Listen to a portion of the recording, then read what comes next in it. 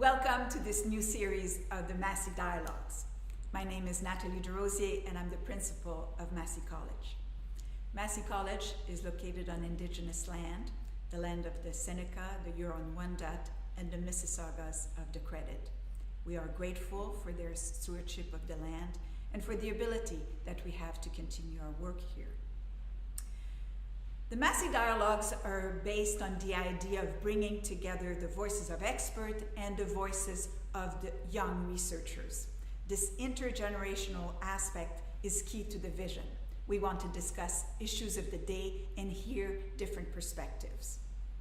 I want to thank the Massey community for the wealth of good suggestions that we have received throughout the summer, and particularly to Keshna Sood and Michael Valpy and their committee for putting together this fall program. Enjoy today's discussion.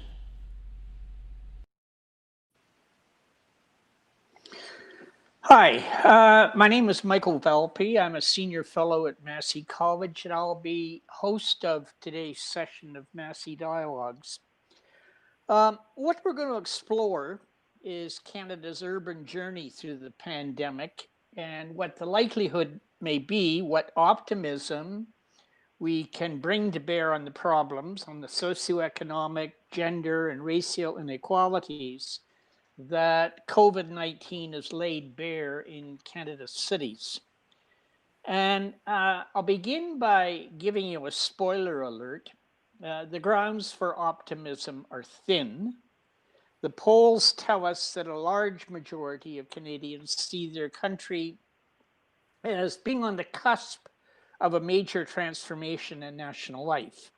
There's a broad receptivity to the idea that the crisis has laid bare some ugly truths that were more hidden before the crisis struck, and the public is now receptive to transformative changes that would not have been possible without the pandemic happening.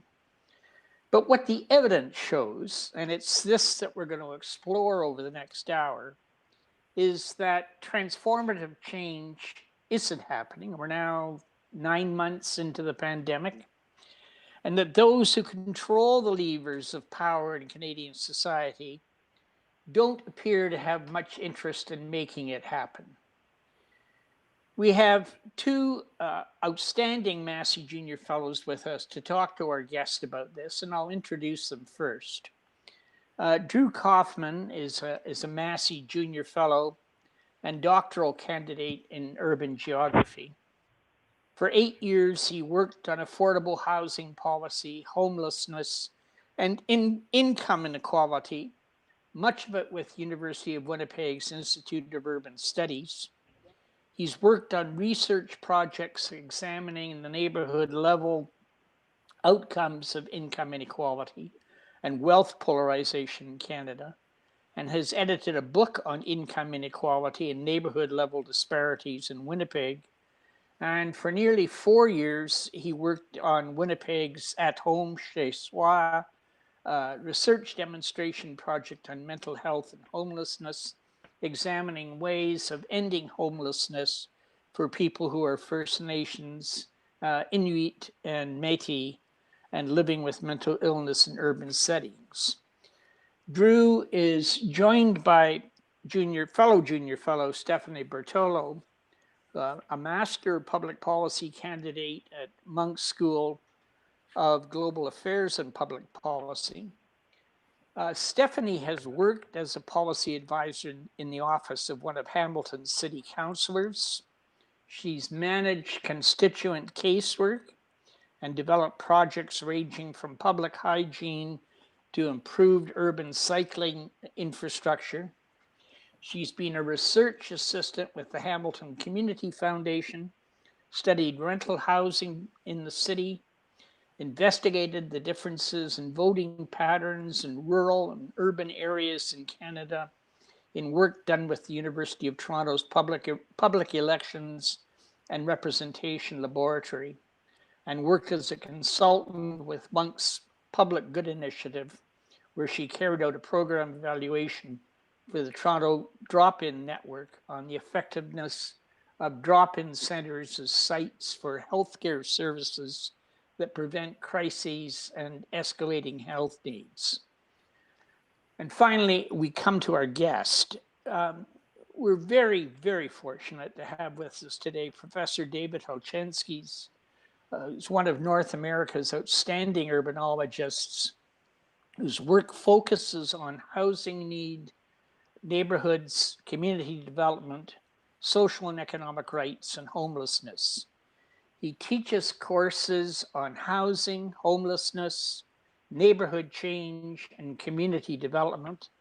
He led a team that completed a 5-year, $1 million SSHRC-funded study of socioeconomic and ethnocultural change in Toronto's neighborhoods in 2010, which led to a key summary report, well known in Canada, titled The Three Cities in Toronto, Income Polarization Among Toronto Neighborhoods, which established that there wasn't one Toronto, but three Torontos, a low-income Toronto, a high-income Toronto, and a rapidly shrinking middle-income Toronto. In 2010, he received a University of Toronto Award of Excellence for the impact of his work on public policy. He has served on a European Union Research Advisory Board for a 10-nation project on immigrant settlement and inclusion, and currently serves on the International Research Advisory Board of the UK Collaborative Centre for Housing Evidence. In addition, he's a principal investigator of a SSHRC partnership grant investigating neighborhood change in 7 Canadian cities with international comparisons. So, Professor Hulchanski, welcome. And just imagine the unrestrained applause you're receiving from our virtual audience. What we're going to do is start with me talking to you about how Canadian cities in general, and Toronto in particular, are responding to the urban issues revealed by the pandemic. And then I'll turn you over to Drew and Stephanie. And my apologies to them if I ask questions that they plan to ask you, but I'm confident that they can drill deeper than I can.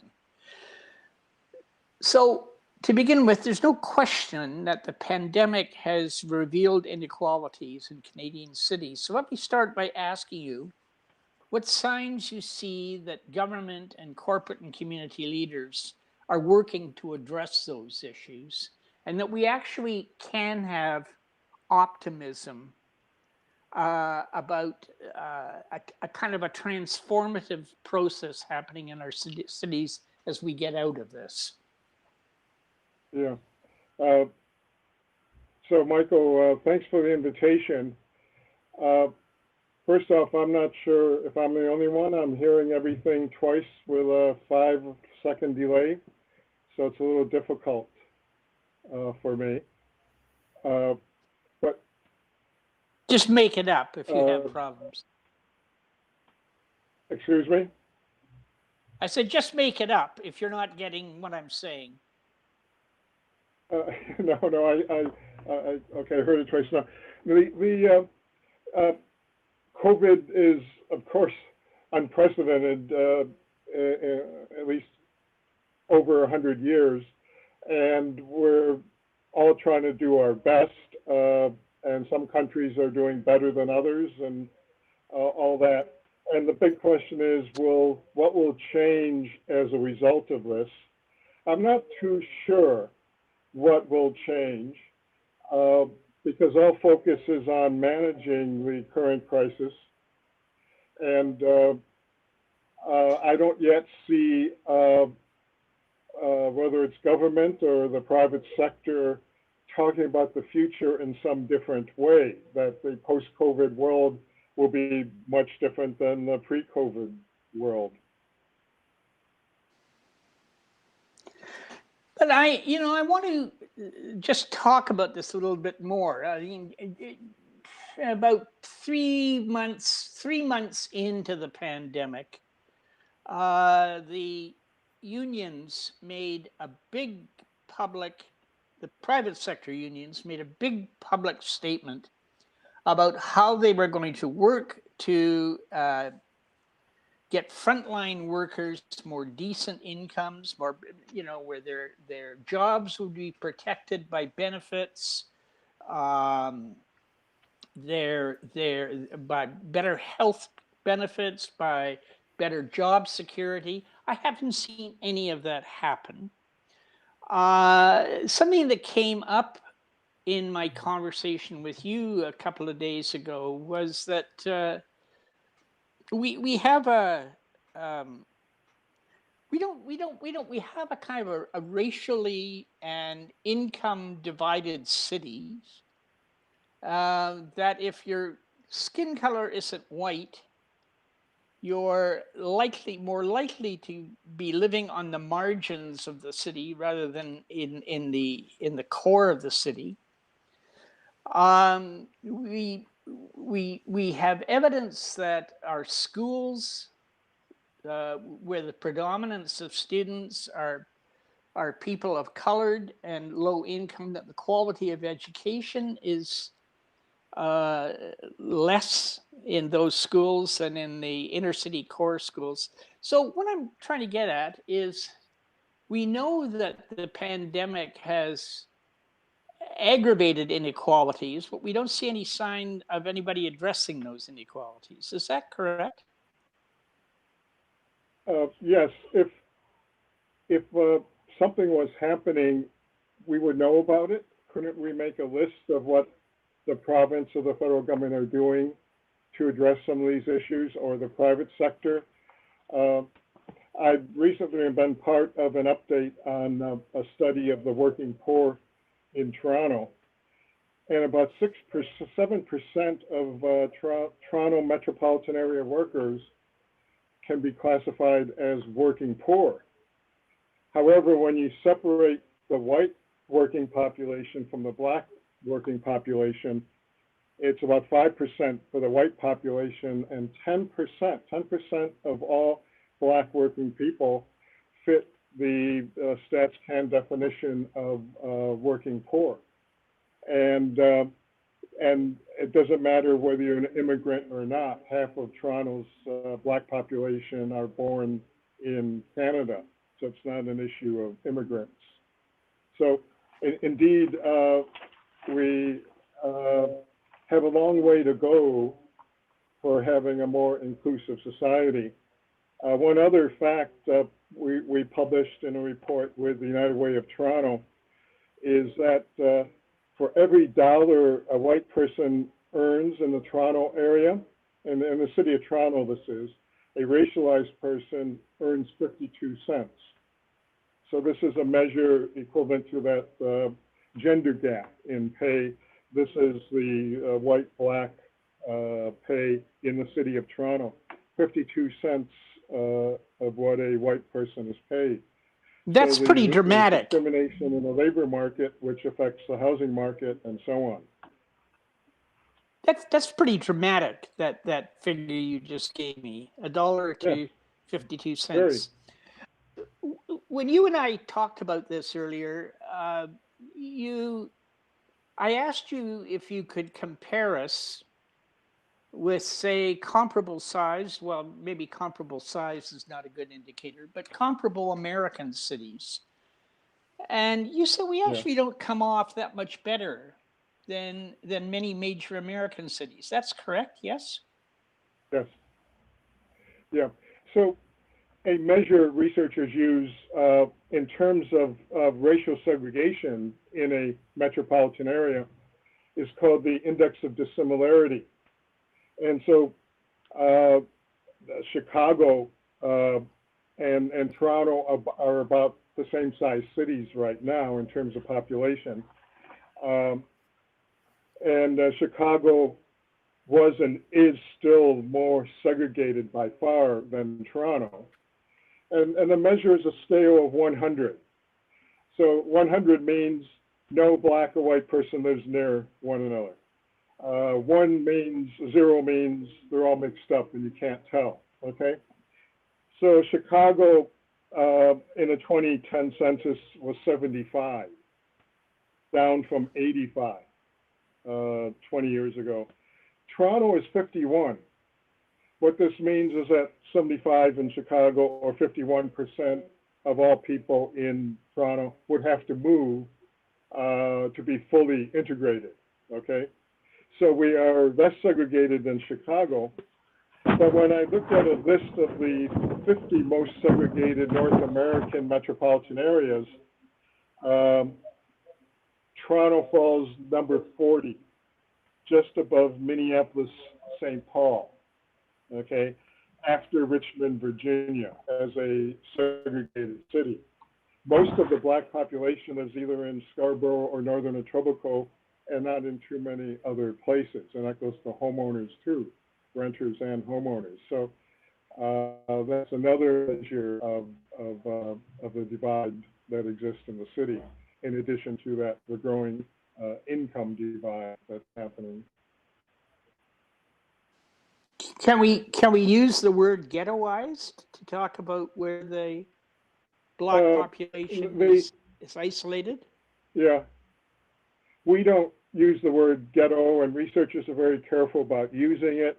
It has a history in Europe. It has a history in the United States, and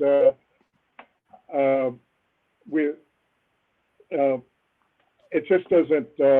I think the definition of that word does not work for Toronto or Canada.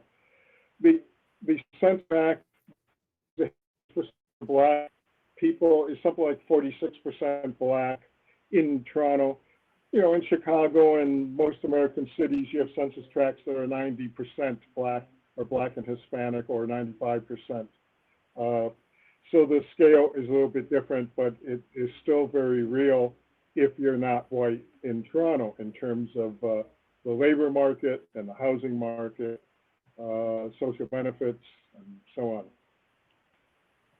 Just a final question before I turn this over to Drew. How do you address the issue that we're just talking about? How do you create cities that are more integrated? How do you create employment that is more equal? How do you go about dealing with this?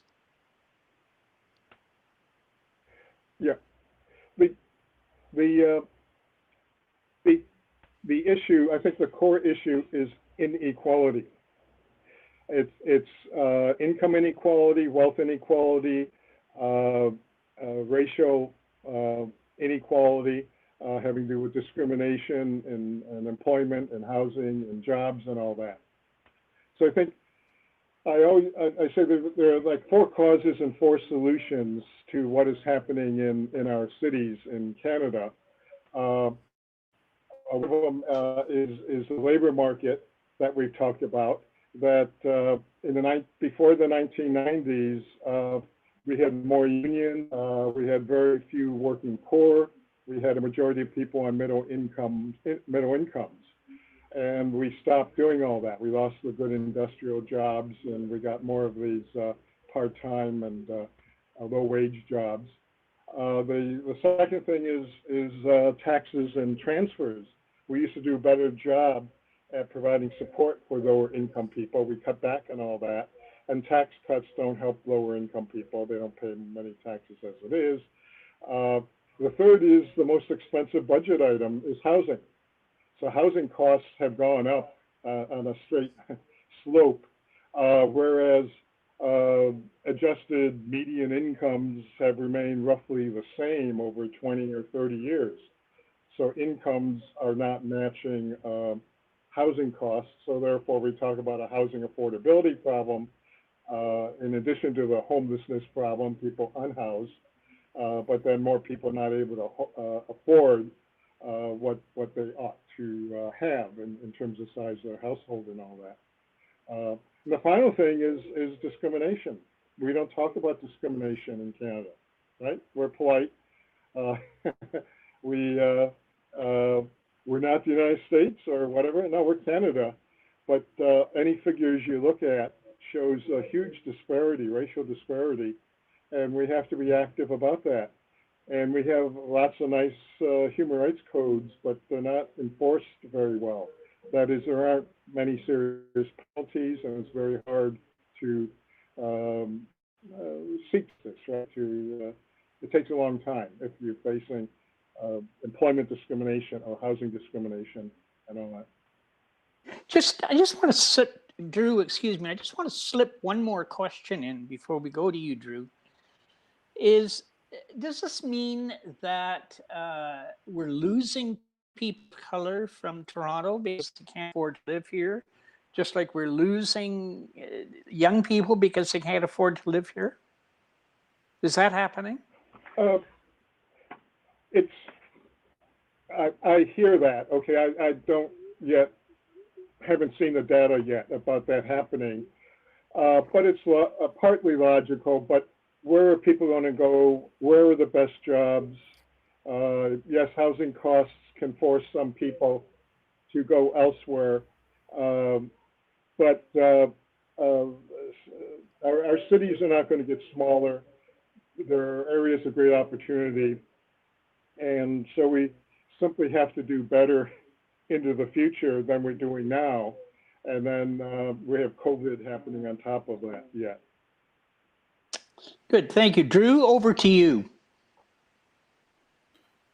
Great. And so now you've touched on issues of housing affordability, but we're sitting here as the American election is looming over North America. It's November 4th.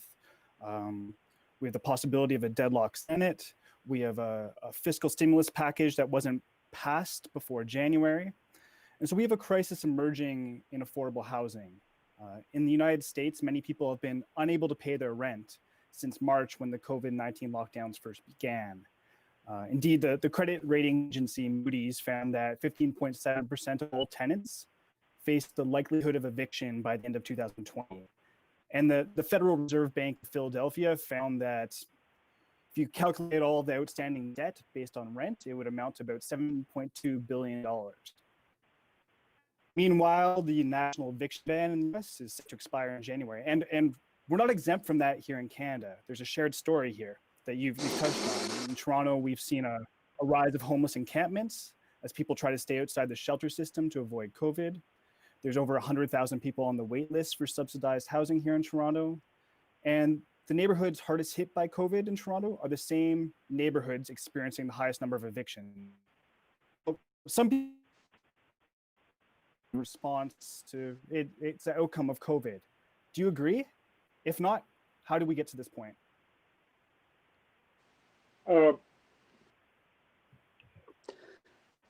Broke up briefly at your questioner, but see, I don't like using the term that we have a housing affordability problem.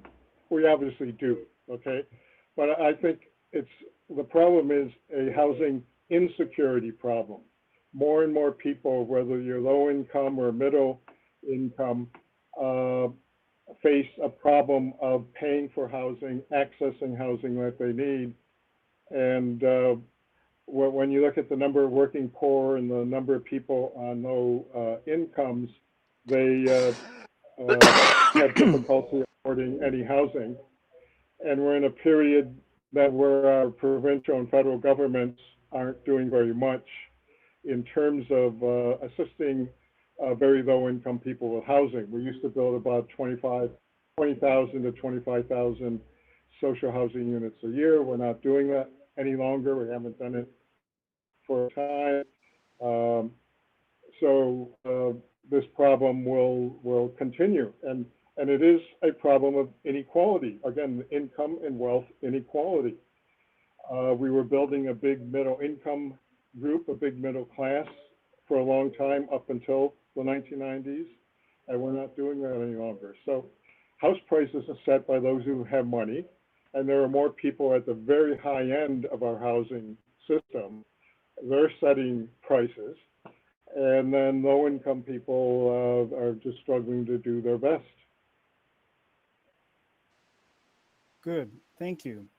Now, housing and neighborhoods are intimately linked, and my city study on examine neighborhood level income data to argue that income inequality changes how the cities we live in are structured. It revealed these spatial divisions in Toronto, that the inner city of Toronto is becoming increasingly affluent and white, while poverty is racialized and suburbanized. So you wrote the Three Cities study in 2010. 10 years later, is this Three Cities method still useful for understanding Toronto? And building on that, how do you still understand the relationship between Toronto's different areas and the COVID-19 infection rates?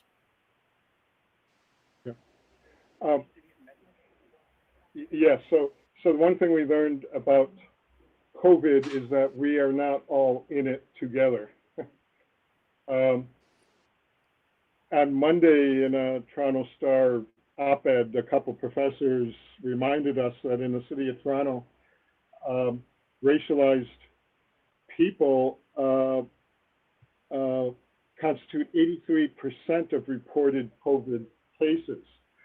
So that's why you could look at a map of where racialized people live in Toronto, and it'll be where the COVID cases are. So that's not accidental, given the jobs that they work in, the options they have, and well, many don't have a job that allows them to work from home and by Zoom and all that. So your question about the Three Cities analysis, all that is a trend. It says that in any given census year, there are certain people, you can define a middle income group, and we can find that fairly broadly at 40%. There's 20% above and 20% below the average income for that year.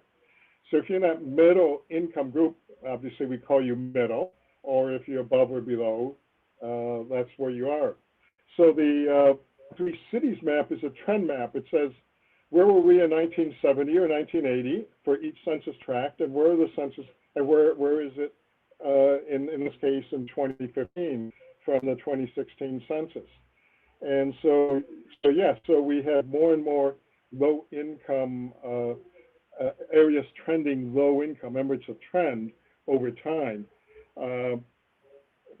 43% of the city, and as of 2015, is trending lower income, and 28% is trending up. And you have that middle at about 30%, 29-30%. So yes, it's simply a measure over time that can be used by anyone, any time into the future. The middle census tracts, middle income census tracts, are fewer in number, but I'll finish this question by pointing out that it has more or less stabilized over the 20 years that we've been looking at it. That is, that we went in the city of Toronto from having 20% low-income neighborhoods to having 50% low-income neighborhoods today, but we were 50% low-income neighborhoods in the year 2000, okay? So this middle of about 28 to 30% seems to be holding, but the lower income census tracts, lower income people are being pushed out slowly from the city. So those who have some middle income or a high income occupy more in the city.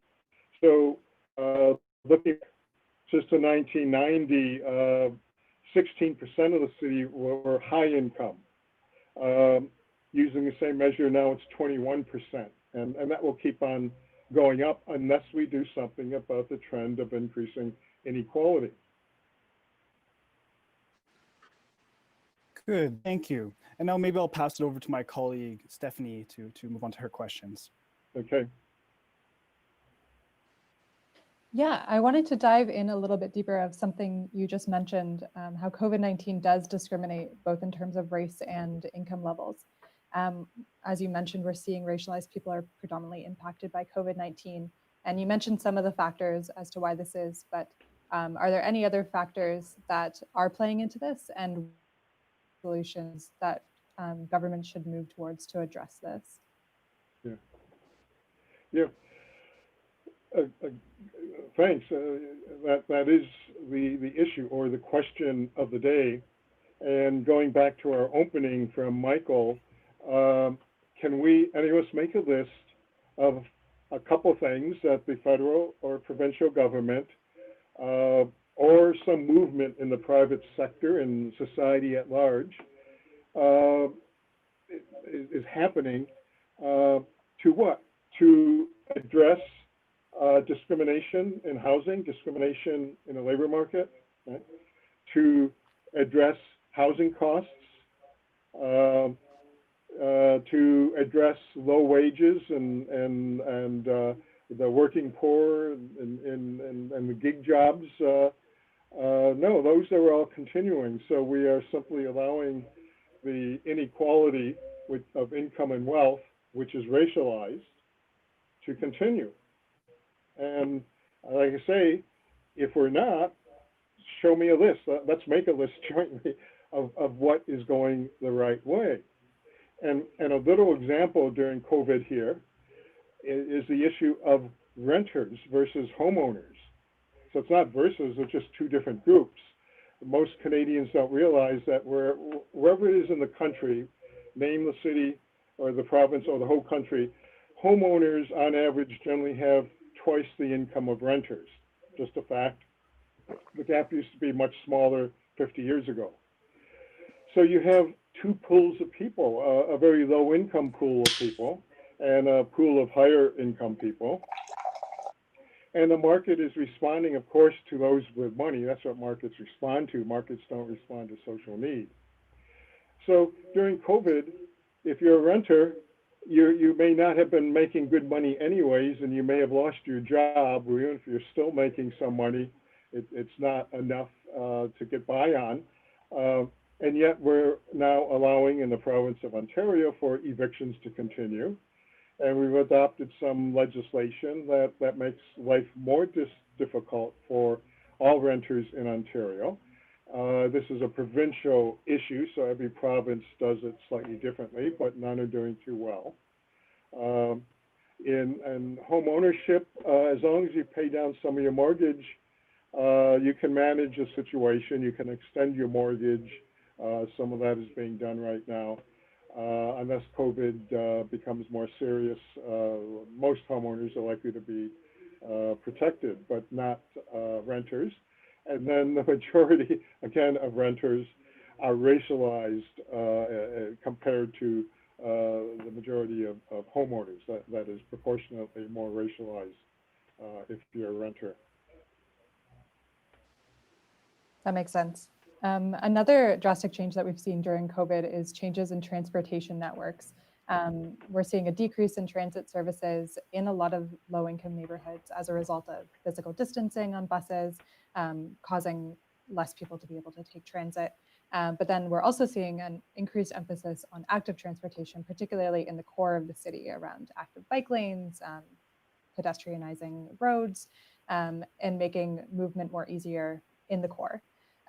So with many low-income neighborhoods already facing poor quality transit service before the pandemic, how do we ensure that all communities have access to transportation, especially during COVID-19?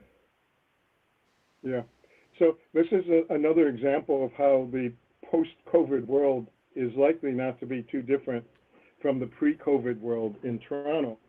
We spent a couple of decades not building transit, and we're now facing that problem.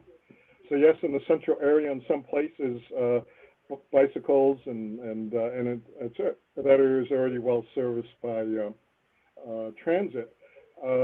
Again, it's Scarborough, it's northern Etobicoke, parts of North York that are very poorly served. We had a transit plan that was agreed upon and funded in 2007 to 2008. The provincial government, David Miller was mayor, but in 2010, Dalton McGuinty, the Liberal leader at the time in the province of Ontario, said, oh, well, we have to save money. An election was coming, so make the deficit look a little less worse. We're postponing funding on a few lines in Transit City. And it happened to be the lines in Scarborough and the lines in northern Etobicoke. And they weren't postponed. The whole plan was eventually killed with Rob Ford becoming mayor And so a lot of people know that whole sad history of transit.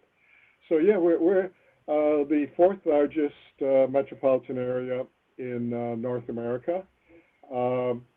And we don't have a transit system that accommodates us properly. And what is being built is not enough and is taking way too long to build. And it takes us way too long to agree to do anything. But that's because what? It's focused on serving who? The racialized population. The best transit in the city is surrounded by mainly white neighborhoods. High-income neighborhoods are 70% white in a city that's 50% racialized and 50% white. Scarborough and Northern Etobicoke are only 1/3 white. So again, that's going back to our discussion of racial segregation, spatial segregation. Right. It's all very connected. I guess maybe on a more positive note, we're seeing in neighborhoods right now an increase in mutual aid networks where community members are helping each other meet their needs during a pandemic. If they're maybe more vulnerable to getting the virus, or if they have the virus, neighbors are stepping up and helping out. Do you think this is going to have lasting impacts on communities in the new normal? Yeah, see, this is one positive thing. Some areas have already had, lower income areas already have had a high density of civil society organizations, social agencies, mutual help networks, sometimes based on a church or mosque or synagogue. And there's definitely more of that happening. And so it can continue. But again, though, the bigger trends, the macro trends are big and macro, and people helping each other is good and making a difference, but the struggle is still there. Now, in higher income neighborhoods, this doesn't happen because you can afford to buy whatever services, hire whoever you need, and all that. That's a whole different world, and that's partly the nature of our divided city right now. Some people doing extremely well, not needing helping networks, but they may have some very good ones, and then lower income neighborhoods doing their best. The final quick point I make on that is that in the old city of Toronto, south of Bloor Street, Danforth, is where the historic social services are located, and they're needed in those areas, very much so today. But the equivalent, again, in a Scarborough and in Northern Etobicoke, there are organizations there, but they're way smaller. They're funded much less. They have fewer staff, and the need is equal in those areas, and we're not quite matching that yet. Now, that's something that can easily be corrected by public policy. Right. I shouldn't have to ask this. Can I just slip a question in here, Stephanie? I shouldn't have to ask this, but I think it means that I wasn't paying enough attention at the time. But when Dalton McGuinty killed off Transit City, did anyone stand up and say, "Hey, wait a minute, look at who we're hurting here. We're hurting people of color. Yeah. We're hurting." Yeah. Did anyone say this? Yes, Michael. Yes, a presentation I use in every class or course almost. There's actually a photo of a very, very unhappy Mayor David Miller standing next to Dalton McGuinty, and David Miller is making that exact point. Okay. Yes. Now, remember, Dalton McGuinty by himself did not kill Transit City. He opened the door, and Rob Ford then took it further, okay, as mayor of Toronto.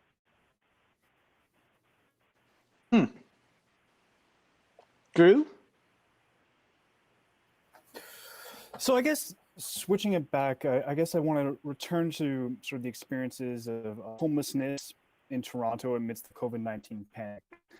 And you of respect for Cushing Dolbear, a leading female researcher in housing policy. And in 1996, Dolbear explained that the one thing all homeless people have in common is a lack of housing. Yeah. Homelessness may not only be a housing problem, but it was always a housing problem. Housing is necessary, although sometimes not sufficient to solve the problems of homelessness. And so thinking through this relationship between housing and homelessness, can you talk about what's going on right now in Toronto? Yeah. The funny thing about that very famous statement of Cushing was, it was about 15, 20 months, years ago already. Somebody from Quebec met me and said, "Oh, we have a poster with your statement translated into French." That statement, I had to correct them, that was Cushing Dolbear. See, the one thing all homeless people have in common is lack of housing. Homeless people are homeless for one of three reasons, and those three things get them out of homelessness. That is housing, they don't have housing, income problems, some need support services, not all, right? Mental health, addictions, whatever. We know what to do. We've not been doing it. We're not doing it. We're not doing it now. We're decanting the homeless temporarily because of COVID. The federal government announced it's called the Rapid Housing Initiative just a couple weeks ago. $1 billion, okay. Lots of money, no? No. For a country the size of Canada, and it's 3,000 housing units. Buy a hotel that's in the city, or do something quickly, and we'll fund it. So it is 3,000 units of probably supportive housing, truly affordable housing, meaning social housing or permanently, affordable housing, but only 3,000 units over the whole country. Toronto used to build 4,000 social housing units a year when we were building social housing. That is out of the 20 or 25,000 social housing units allocated annually across the country. Toronto's share was 3,000 to 4,000 units over a 30-year period. So about 10% of our renters live in non-market housing, public housing, co-op housing, nonprofit housing. But the tap was turned off in the 1990s. Good. Wait, Now, what's this mean, David? Sorry, go ahead.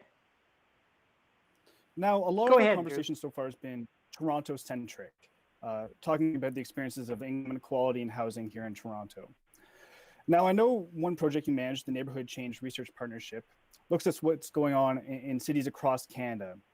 And so I was wondering if we could move this conversation out of Toronto and think through what's happening with income inequality, what's happening with housing, what's happening with homelessness, and what's happening with COVID in some other Canadian cities.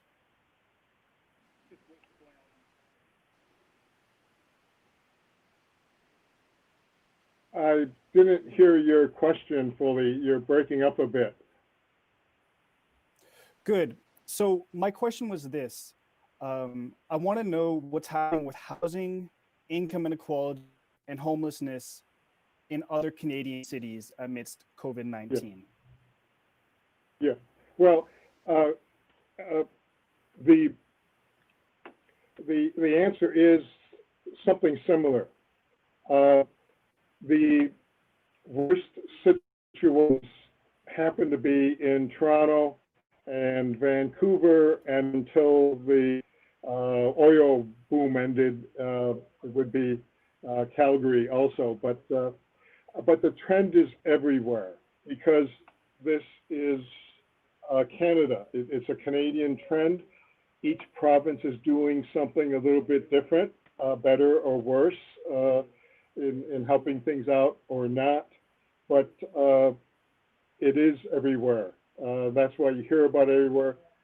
In rural areas, homelessness in rural areas and small towns is very serious, and as it is here, just that the numbers are much bigger.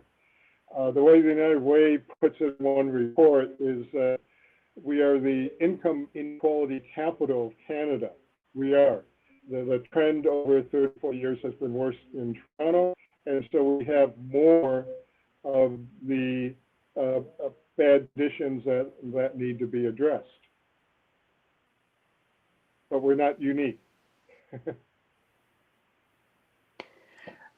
David, there's a question from Natalie DeRosier. Yeah. Assuming that we cannot Yeah. recuperate the industrial jobs that were lost, what would you do to reduce inequality if you were in government? Yes, I see.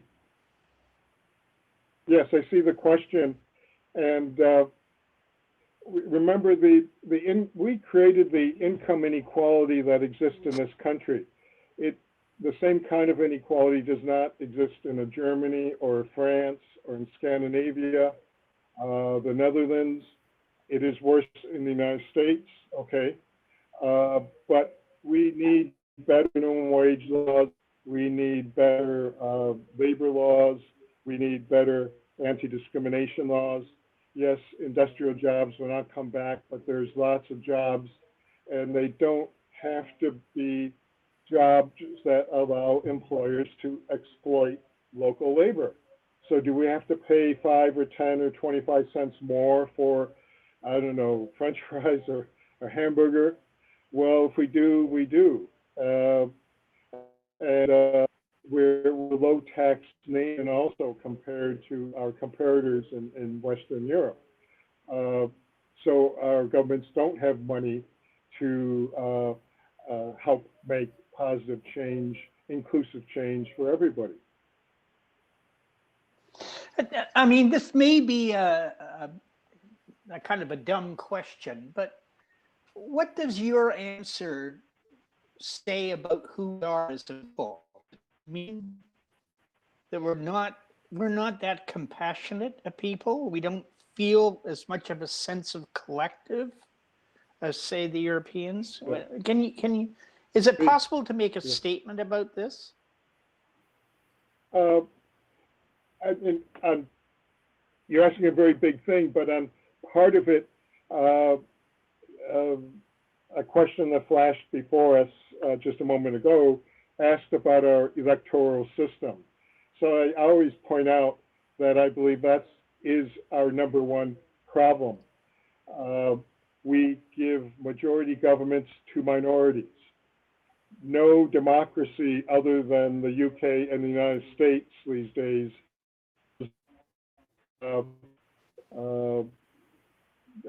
Justin Trudeau's 2015 election, vast majority government with 89% of the vote, and we see 32% of the vote more recently, and is still governing as if he has a majority.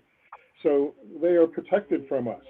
There's a whole lot of safe seats, and the two major parties play that game. In Europe, that can't happen. You need 50% of the seats vote to have 50% of the seats in a proportional legislature. And so you make compromises. You're a little more green than you would be. You're a little more progressive than you or you have to keep your promises if you're the Liberal Party of Canada if you were in coalition with another party. So this is a major impediment, and of course it's not going to change soon. And then locally, ranked ballots. Political parties use ranked ballots.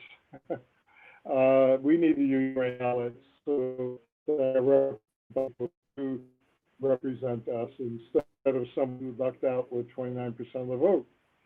So we do have a broken democracy like the United States does, but a different kind of broken democracy.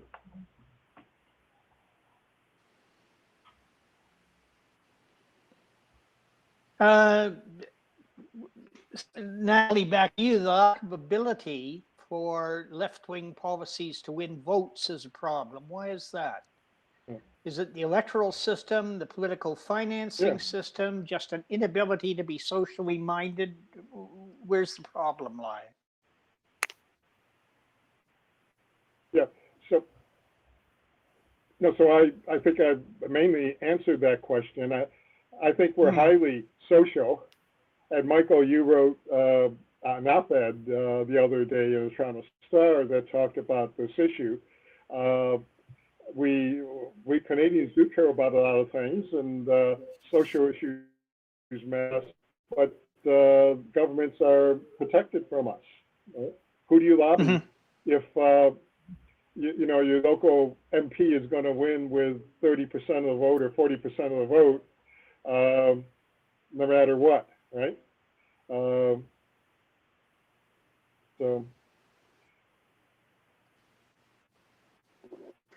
Question from Hank Parker. Okay. He asks, is there any thoughts on a national housing strategy? The federal government is Yeah. also still yet to appoint a national housing advocate. I had forgotten about that. Do you see any potential in this position once filled? Yeah, the national housing strategy, I've written about it. I'm sort of well known as a critic of it because it's largely a public relations document. If you try to read it and try to understand what they're doing, there's not a lot there. The Parliamentary Budget Office, which is a independent body that reports to Parliament, not the government, issued an excellent report a year ago on the national housing strategy. All the federal government is doing is keeping their spending level on housing at the level it has been for the past 20 years, which is about 0.5% of the federal budget. But everybody's talking housing, so what? So they're making lots of loans, in theory, billions of dollars in loans. Loans are not expenditures. Loans are not helping low-income people with that kind of housing and all that. So I called it smoke and mirrors. That document is smoke and mirrors. So very little is happening. More money has been put in as one-time money during COVID, and that will help some people. But the National Housing Strategy is not anything real that's happening. They also promised to recognize the human right to adequate housing. Well, they're not doing that. Justin Trudeau himself said, we're not doing that. That is a justiciable right where you can bring your government to court if you're not adequately housed. And so they're even dragging their feet on appointing people.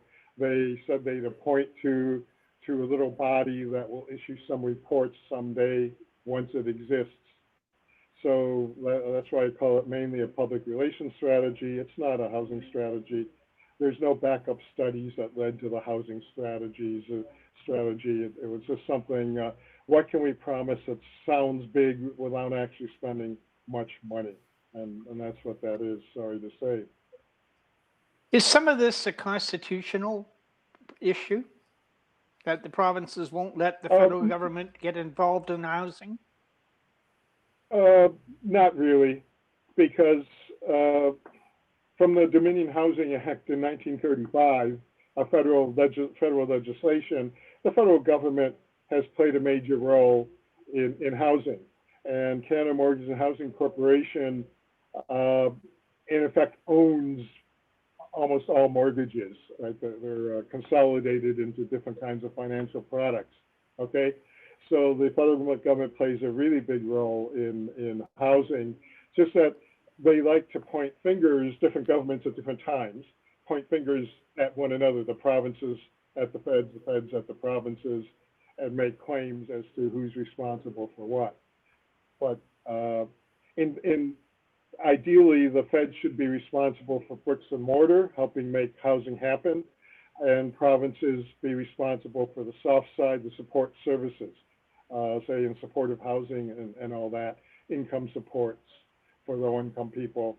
You could make a division if you want, but at election time, each wants to promise certain things and each wants to be at certain ribbon cuttings. We're down to our last 5 minutes. Stephanie or Drew, anything else that's sitting on the tops of your minds that you would like to put to David? Yeah, one question. So how do we get housing then on the policy agenda? How do we make governments act on it? You would think right now this is the perfect timing because we are seeing so many people facing evictions. We're seeing a rising homelessness and encampments in our cities. Do you think this is the moment? Do you think this is the moment that we'll see parties take more action, or what else needs to happen for that movement? Yeah. Good I question. think you have to separate, yes, social movements and civil society from the electoral system. Okay, so we have elections occasionally, they're very important, and if we had proportional representation, it would be way more important and meaningful. In the meantime, though, how has any social change come about for any group? So I'm a product of the late 60s, going to university in the late 60s. The environmental movement, civil rights was happening, and so on. Those all came from people frustrated, fed up, and not going to take it anymore. So if people don't organize, nothing happens, right? It all has to do with being organized and being persistent. So it's not just at the time of elections, it is all the time. So the people who write about this talk about the importance of advocacy and mobilizations, having events and all that, including educational events. That's all fine, but you also need to organize. So that's why unions made great progress over 100 years. That's why we don't have slavery any longer. There were slave rebellions and you know the history of that. So we have to people have to organize and stay organized. And so yes, there's more engagement of people, and COVID is likely bringing that along, in my view. Drew? Now, maybe to end, we have 3 minutes left, end on a hopeful note. So we've talked through multiple crises. We've talked about crises in transportation and homelessness and income inequality. But thinking through all these crises, what brings you hope? Thank you. The hope is, what brings me hope, and I say this all the time at some point in the classroom or wherever, is I don't want to be living again in the 1960s or 70s. I don't think any Black Canadian, any female Canadian, any gay, lesbian Canadian would want to live in the 1950s, 60s, or 70s. Change is happening all the time. It happens little by little, sometimes more rapidly, sometimes more slowly, but it happens. We are making progress. I think we're lucky to be in Canada. I think Canada is a great country. We could do way better. We know we're better than some countries, but we know we're not as good as some other countries that otherwise are fairly similar to us. So we have something to strive for and some good examples. So we have made progress. So it's a And we only great make final progress note. if we point out our shortcomings, right? We have to point out our shortcomings in order to make progress. So that doesn't mean that we're condemning ourselves or whatever. We're trying to help the country. Thank you, sir. Thank you, my colleagues, Drew and Stephanie. And thank to the man behind the scenes who's running the technical aspects. And I will say good night. Bye. Good night. Okay, well, good night.